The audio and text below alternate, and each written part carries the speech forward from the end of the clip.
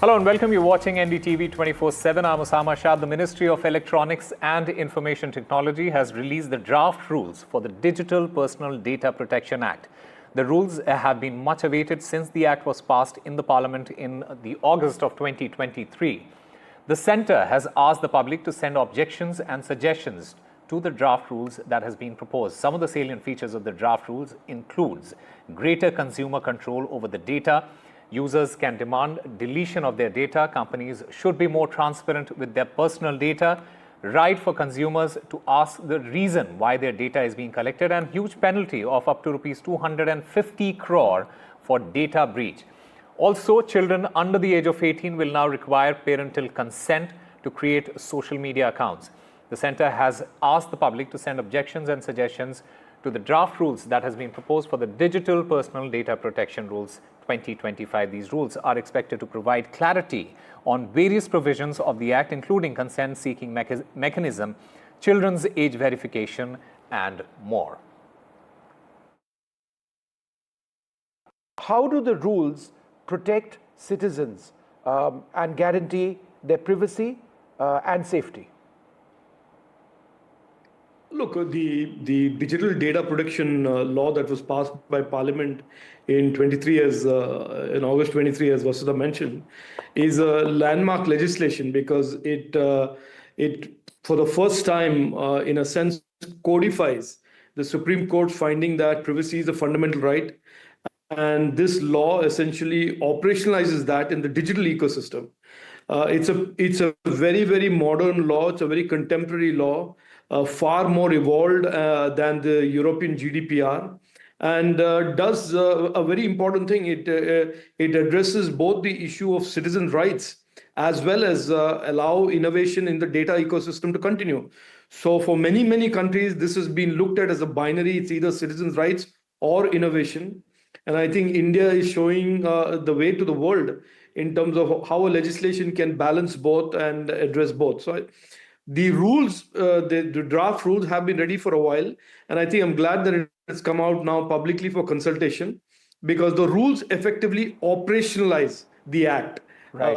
It creates the data disputes board, and many other details, including how the citizens have rights. How do you approach the board for breaches, and so on and so forth. So the rules, I haven't seen the draft rules yet, and I look forward to participating in the consultation as well. And major tension has erupted in Kangpokpi district of Manipur. There were incidents of stone pelting that was reported outside the Deputy Commissioner's office. There are also skirmishes that have been reported between Kuki-Zo protesters and the security forces in Kangpokpi. Armed groups with automatic weapons, they were seen in the town, and the protesters, they could be seen enforcing economic blockade on NH2, trying to chase back the central forces. So stone pelting has been reported near the DCP's office there, and major tension has escalated in Kangpokpi district. Skirmishes between Kuki-Zo protesters and the security forces has been reported in Kangpokpi. The armed groups, they could be seen carrying automatic weapons in the Kangpokpi town. In fact, the protesters, they could also be seen enforcing economic blockade on NH2, trying to chase back the central forces. And my colleague Ratndeep Chaudhary joins us on the phone line to get us more on this. Ratndeep, there is trouble brewing on the very day the new governor has taken charge. What are the details? That's right. In fact, what we can share for our viewers is that from this evening, again, the protesters who are imposing an economic blockade in the Kuki-Zomi dominated areas of Manipur, particularly Kangpokpi district, which has been the epicenter of the fresh trouble ever since December 31st of last year, when there was a protest by women protesters and central forces had to use force to disperse them, in which women protesters got hurt, and after that there was a demand of withdrawal of forces And this evening, again, there was a clash between, protesters and security forces, where we have these visuals where what police sources are claiming that protesters, a mob, tried to, get into the compound of the Deputy Commissioner's office and the SP's office. There were stone pelting. In fact, the SP of the district, the Superintendent of Police of Kankopi district, Mr. Manoj Prabhakar, has sustained injuries. Whereas in the police action, police also fire tear gas shells, and they had to resort to use of force, where several protesters have got injured. In fact, there are also visuals of armed men with automatic weapons on the streets of Kankopi. We have been given to understand by police sources that more reinforcement has been sent in the area, particularly central forces comprising of CRPF and BSF. So at this moment, what we are picking up from the government is that the situation remains tensed in Kankopi district. Additional forces have gone there. There have been pitch battles between security forces and angry protesters in different places, and there have been also those visuals. You can see the stone pelting had taken place, and the Kuki-Zomi community has been claiming that several of their visuals, protesters, they definitely show skirmishes between the forces there and the protesters. We'll keep tracking that story as it develops. Shifting our focus, the political climate in Delhi is heating up, with Prime Minister Modi and Arvind Kejriwal engaging in a war of words. Modi, without directly naming Kejriwal, criticized the Aam Aadmi Party for being a disaster or Aapda for Delhi, urging the voters to liberate themselves. Kejriwal quickly fired back, calling Aam Aadmi Party a blessing or Ashirwad for Delhi and accusing Modi of hypocrisy. This exchange comes just ahead of the crucial Delhi elections, with both the leaders trading blows. It appears that the poll campaign will be fiercely contested. Delhi एक बड़ी आपदा से घिरी है। अन्ना हजारे जी को सामने करके कुछ कट्टर बेईमान लोगों ने दिल्ली को आपदा में धकेल दिया। शराब के ठेकों में घोटाला, बच्चों के स्कूल में घोटाला, ये लोग खुलेआम भ्रष्टाचार करते हैं, फिर उसका महिमा मंडन भी करते हैं। Prime Minister Modi's scathing attack on the Delhi government, accusing it of corruption and misgovernance. School में घोटाला। AAP hit back, saying they were an Ashirwad or blessing for Delhi, not Aapda. जो काम दिल्ली सरकार कर रही है, शिक्षा में, स्वास्थ्य में, बिजली में, पानी में, महिलाओं के लिए, बुजुर्गों के लिए, उस काम को लोग आपदा नहीं, आशीर्वाद कहते हैं। 3 तरह की आपदा भाजपा में आई हुई है। पहली आपदा, भाजपा के पास सीएम चेहरा नहीं है। दूसरी आपदा, भाजपा के पास नैरेटिव नहीं है, उन्हें पता ही नहीं चुनाव किस मुद्दे पे लड़ना है। तीसरी आपदा, भाजपा के पास कोई भी एजेंडा नहीं है इस चुनाव के लिए। आपको मुझे 39 मिनट तक आपको गालियां देने की जरूरत ना पड़ती अगर आप कुछ काम करके दिखाते। प्रधानमंत्री जी केवल गालियां देने का काम किया। AAP National Convener Arvind Kejriwal stand the BJP government at the center. Delhi में लोग 2 सरकारें चुनते हैं। दिल्ली में 2015 में लोगों ने 2 सरकारें चुनी थी, केंद्र सरकार बीजेपी की और दिल्ली सरकार आम आदमी पार्टी की। उसको अब 10 साल हो गए। जो दिल्ली के लोगों ने केंद्र सरकार चुनी थी बीजेपी की, उन्होंने 10 साल में एक भी ऐसा काम नहीं किया जो कि आज प्रधानमंत्री जी अपने 43 मिनट के भाषण में आप लोगों को गिना के गए होंगे। PM Modi inaugurated a series of development projects across the city worth 4,500 crore. झुग्गी की जगह पक्का घर, किराए के घर की जगह अपना घर, ये नई शुरुआत ही तो है। 1700 मकान बनेंगे। Kejriwal reacted sharply to the PM's announcement. मेरी बात नोट कर लेना, 2030 के चुनाव में अगर इन लोगों को वोट दे दिया 2030 के चुनाव के पहले दिल्ली की सारी झुग्गियां तोड़ देंगे। 1700 फ्लैट भी नहीं देने वाले अगले 2030 के चुनाव तक, ये सारी झुग्गियां तोड़ देंगे। एक भी पक्का मकान ये लोग नहीं देने वाले। एक बारी जाके देख लो, नरक से भी बदतर है वो। लोग कह रहे हैं इससे तो झुग्गी अच्छी थी, पक्के मकान क्या दिए। PM Modi's rally is seen as a significant push for the BJP's campaign in Delhi. While Prime Minister Narendra Modi slammed the Delhi government, calling it Apada, it was former Chief Minister Arvind Kejriwal who was quick enough to respond, while he stated that what Aam Aadmi Party is doing is Ashirwad. This is Aishwarya Jain for NDTV in Delhi. And two protesters attempted self-immolation in Madhya Pradesh's Pithampur as opposition to burning Union Carbide waste intensified.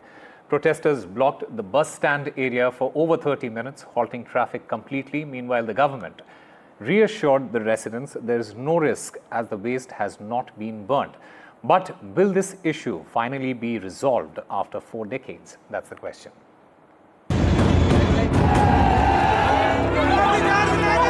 वो जितनी speed से पीथमपुर आया उससे 2 गुनी speed से वो वापस भोपाल चला गया। ये पीथमपुर की 5 लाख और पूरा धार जिला अफेक्ट होगा। ये हमारी लड़ाई जारी रहेगी। ये कितना जहरीला है, कितने लोग मरे भोपाल में।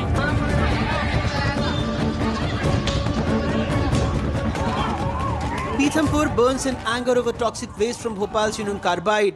Protester Rajkumar Raghuvanshi and another protester doused themselves with petrol. Then someone from the crowd lit a match and they were both on fire. They are now in critical condition in Indore's Joytram Hospital Burns unit.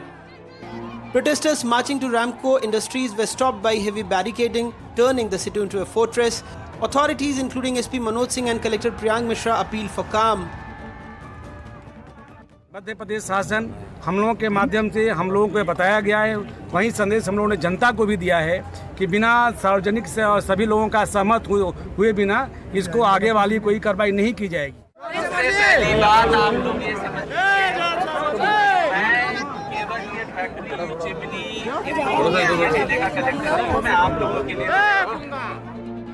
When protesters blocked traffic, police used sticks to disperse them. Leaders from both BJP and Congress joined the agitation. सरकार पूरी तरह से गंभीर होकर के वैज्ञानिकों के मार्गदर्शन में ही यूनियन कार्बाइड के कचरे का निष्पादन करेगी। किसी भी हालत में किसी व्यक्ति के जान पे कोई खतरा हो जाए, ऐसा हमारा कभी किसी प्रकार का कोई स्टेप नहीं हो सकता है।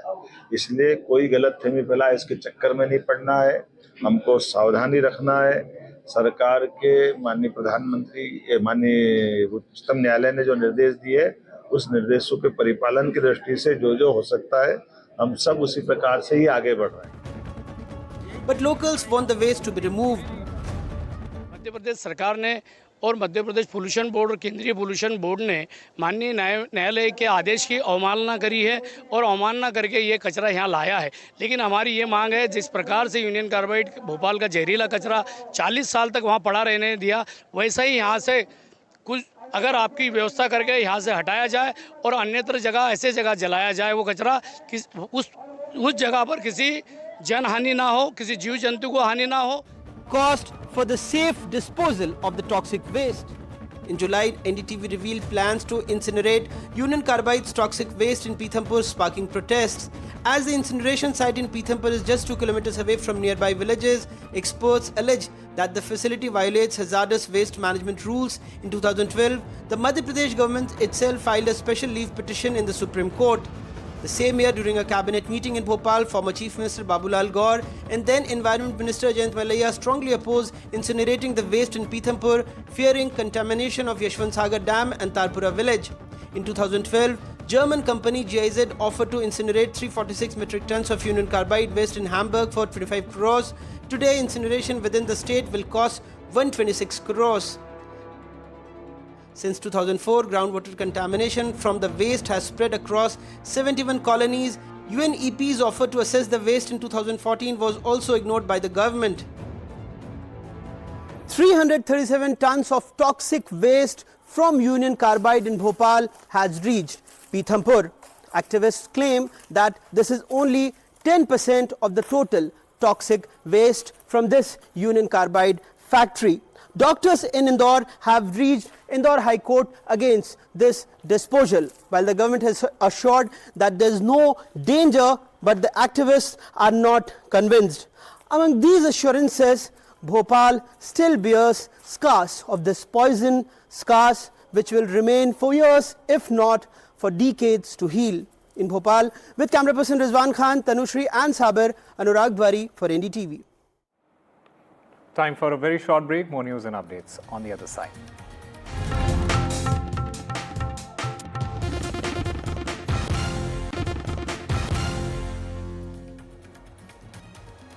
Welcome back. India has responded on the HMPV. A top official of the country's repository of technical knowledge or medical issues has asked people not to panic over the spread of the human metapneumovirus or the HMPV in China.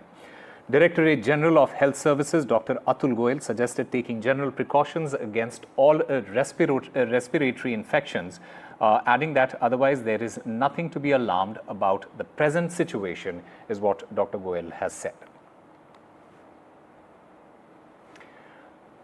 Alcoholic drinks should carry cancer risk warning labels. This is what the US Surgeon General Vivek Murthy has said in a report. This report cites a direct link between alcohol consumption and at least 7 types of cancer, including that of the breast cancer, colorectal, liver and mouth cancer.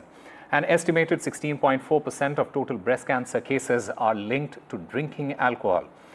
There are about 100,000 alcohol-related cancer cases and about 20,000 alcohol-related cancer deaths in the United States each year, is what this report has found. And some sports news now. Para-athlete Praveen Kumar won the gold in the men's high jump T64 event at the Paris 2024 Paralympics.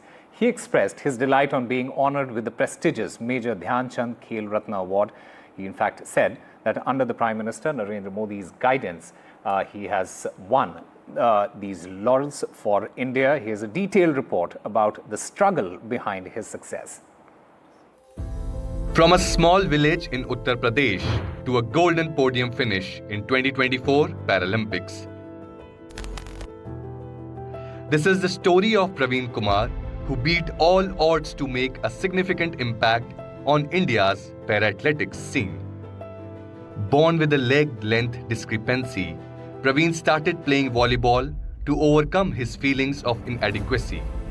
Setting aside all physical challenges, Praveen participated in a high jump event with able-bodied sportsmen. It was a turning point in his life. A local coach suggested he participate in para games, and it opened new vistas for him. Able bodies के लिए जब मैंने खेला था वो इसलिए था क्योंकि वो रेस्पेक्ट नहीं मिल रही थी। जैसे होता ना कि मैं स्टार्टिंग में जब बचपन में गेम स्टार्ट किया था तो उस टाइम पे लोग मुझे अपने साथ खिलाते नहीं थे, तो मैं फिर मैं एबल बॉडीज़ में मैंने खेलना स्टार्ट कर दिया था। फिर जैसे यहाँ पे आया दिल्ली, फिर सर ने भी बोला कि एबल बॉडीज़ में खेल, वहाँ से तेरा कॉन्फिडेंस भी बढ़ेगा और तुझे पता भी चलेगा कंपटीशन में जो डर होता है ना वो कैसे निकलता है। Under the mentorship of India's para-athletics coach Satyapal Singh, Kumar shifted his focus to high jump. मैंने क्या थोड़ा सा साइंटिफिक एनालिसिस किया इसका, क्योंकि ये जब बचपन से अपने घर से स्कूल जाता था तो साइकिल से जाता था। दिन में ये 12 किलोमीटर साइकिल चलाता था, 2 घंटे वॉलीबॉल खेलता था। तो जो इसका स्ट्रॉन्ग लेग है, क्योंकि एक लेग तो वीक था, एक लेग से ज़्यादा काम नहीं करता था, तो दूसरे लेग से ज़्यादा काम करता था। उस लेग में स्ट्रेंथ ज़्यादा आ गई, जिसकी वजह से वॉलीबॉल खेलने की वजह से, साइकिल चलाने की वजह से उस लेग में स्ट्रेंथ ज़्यादा हो गई।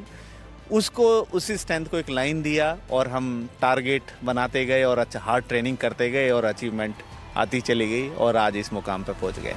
In 2019, he made an impact with a silver medal at the 2019 World Para-Athletics Junior Championship.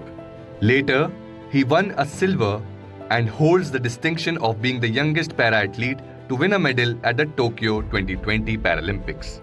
He won a gold medal at the 2022 Asian Para Games, where he broke the Asian record with a 2.05 meter jump. Baffled with injuries, Praveen continued his quest for a Paralympics gold for India, which became a reality at Paris 2024. Praveen Kumar's athletic journey started with multiple personal challenges. but he found solace and confidence through sports. Now with this Khel Ratna award, he will continue to inspire multiple specially abled children across India. With Sudesh Kumar, Abhishek Datta's report for NDTV.